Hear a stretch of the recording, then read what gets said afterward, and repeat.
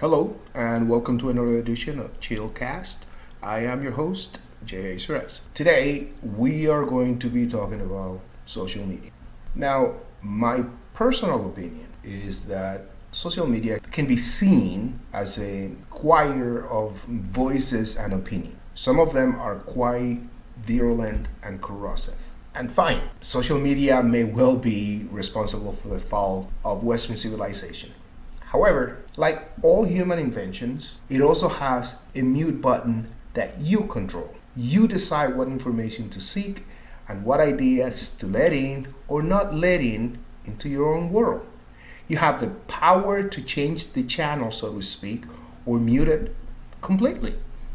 Another criticism of social media is that the relationships that are built on these platforms are what experts call thin relationships. And most of the ideas amplified by these platforms are not new. While this may be true, there is, however, another hidden value of which most of us are unaware. Social media has an intrinsic ability to quietly and stealthily plant the seeds of revolutionary and disruptive ideas into the mind of few, what we can call the proverbial fertile ground. These few visionaries, over the course of months or even years later, realize these ideas' potential and then unleash them upon the world.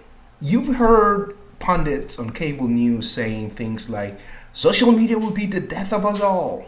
The sky is falling. It's the end of Western civilization as we know it.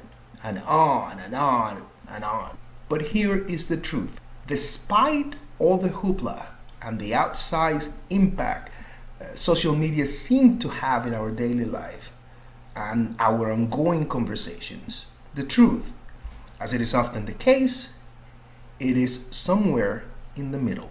Personally, I would argue that despite all the media hype surrounding social media and the supposed impact they have had on world events in recent years, I would argue these platforms are in connecting us to one another as much and as deep as we think they are.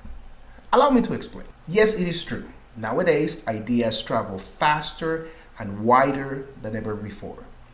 And with the notable exception of countries on which the de facto authorities have taken extraordinary steps to prevent it, this flow of information has led on occasion to real and lasting societal change. But what is also true, however, and not readily apparent, by the way, is that these ideas are, by and large, already present in the environment where they take hold. What this means is that far from being an incubator and super spreader of new ideas, social media is at best a great tool for confirmation bias. Now, as a counter argument to this, you may say, well, this is true, but social media has made it worse.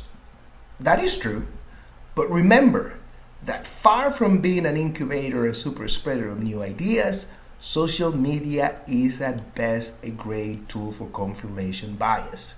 Yes, I admit, it creates fast and vast connections between people, but these connections are largely weak and artificial.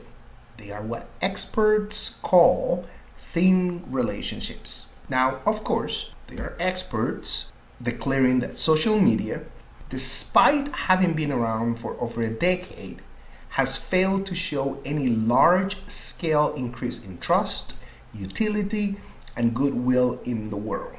Proof, they claim, that thin relationships are worthless. I, of course, would argue the exact opposite.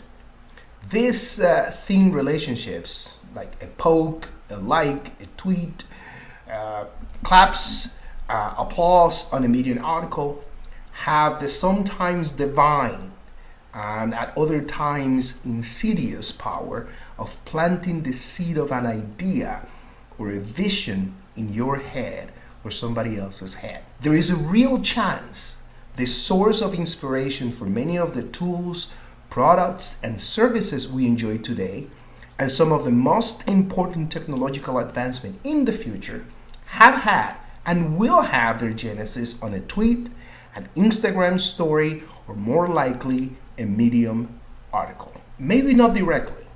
Maybe it will spark a conversation on a professional social media site like LinkedIn, or maybe an email thread, or DMs.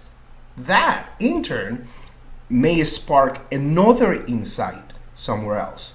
What is not in doubt, however, is that social media has a power to disperse these fleeting, throwaway ideas.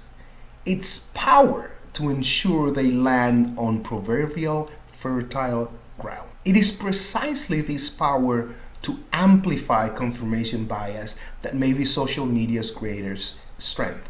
On the other hand, there is a real potential, as we have seen many times already, that a particularly bad idea may take hold in the real world. But even in these cases, these bad ideas are themselves indicative of a deeper issue already present in the environment. On the other hand, when the right idea appears, especially one that seems to offer a solution to a problem already present in the environment, this same ability to amplify confirmation bias will enable that idea to spread, land on fertile ground, take hold, and flourish.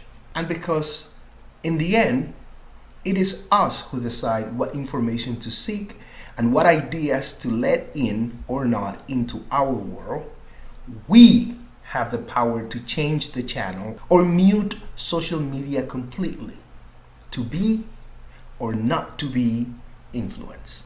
If you like this video, don't forget to like and subscribe. Remember, we will be posting new videos at least once a week. Thank you for listening. Have a good one.